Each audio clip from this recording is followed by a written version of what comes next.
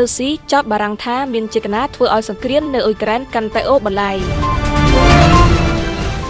ថ្ងៃប្រហោះទី6 ខែមីនា មូស្គូបានបរិហារសម្រាប់ថាដែលថ្លែងមួយថ្ងៃមុនដល់លោកប្រធានាធិបតីបារាំងអេម៉ានូអែល ម៉ាក្រុងដោយចាត់ទុកថាបារាំងកំពុងគំរាមកំហែងមកលើរុស្ស៊ីតាមរយៈការប្រើឆ័ត្រនុយក្លេអ៊ែរបារាំងដើម្បីការពារទ្វីបអឺរ៉ុបទាំងមូលចំពោះរដ្ឋាភិបាលរុស្ស៊ីនេះជាទង្វើដែលស្អើឃើញច្បាស់ថាបារាំងមានចេតនាបញ្ឆេះសង្គ្រាមនៅអ៊ុយក្រែនឲ្យកាន់តែអូសបន្លាយយូរទៅមុខទៀតពេលថ្លែងសន្ទរកថាតាមទូរទស្សន៍កាលពីថ្ងៃពុធទី5 ខែមីនាលោកម៉ាក្រុងបានបរិហារចរិតឈ្លានពានរបស់ក្រុងមូស្គូហើយបានប្រកាសពីចេតនាបើកការទល់យុទ្ធសាស្ត្រដើម្បីការពារទ្វីបអឺរ៉ុបដោយកងកម្លាំងនុយក្លេអ៊ែរបារាំងជាប្រតិកម្មឆ្លើយតបក្រុងមូស្គូនៅថ្ងៃប្រហ័សទី6 ខែ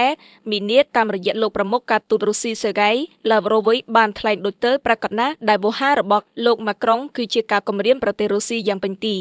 បើគាត់មើលមកយើងថាជាគ្រោះថ្នាក់សម្រាប់អឺរ៉ុបហើយគិតថាអឺរ៉ុបត្រូវតែប្រើអាវុធនុយក្លេអ៊ែរប្រឆាំងរុស្ស៊ីនោះវាបានស្ដែងឲ្យឃើញច្បាស់ថាបារាំងកំពុងគំរាមកំហែងមកលើយ៉ាងពិតប្រាកដលោកឡាវរ៉ូវីចាត់ទុកសម្ដីចោទប្រកាន់មកលើរុស្ស៊ីពីសំណាក់លោកម៉ាក្រុងថាជារឿងមិនទំនងនិងប្រវើរវាយដែលយល់ថារុស្ស៊ីមានគម្រោងវាយប្រហារលើប្រទេសអឺរ៉ុបចំណែកអ្នកនាំពាក្យវិមានក្រែមឡាំងលោកឌ្មីត្រីពេស្កូបានចោទប្រធានាធិបតីបារាំងថាចង្អុលសង្គ្រាមនៅអ៊ុយក្រែនឆាបឆេះតទៅទៀតចំពេលដែលរុស្ស៊ីនិងសហរដ្ឋអាមេរិកកំពុងចាប់ដៃគ្នាសម្ដៅទៅកាន់កិច្ចចរចាខណ្ឌបញ្ចប់សង្គ្រាមនេះលោកពេស្កូបន្តថាលោកម៉ាក្រុងនិយាយអំពីប្រទេសរុស្ស៊ីប្រៀបបានជាខ្មាំងពេញទីរបស់បារាំង